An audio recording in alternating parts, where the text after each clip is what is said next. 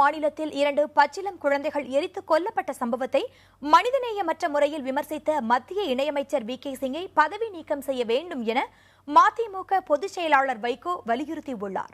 இது தொடர்பாக அவர் வெளியிட்டுள்ள அறிக்கையில், ஹரியானா மாநிலத்தில் ஒடுக்கப்பட்ட மக்கள் மீதான தாக்குதல்கள் கடந்த சில ஆண்டுகளாக அதிகரித்து வருவதாக தெரிவித்திருக்கிறார்.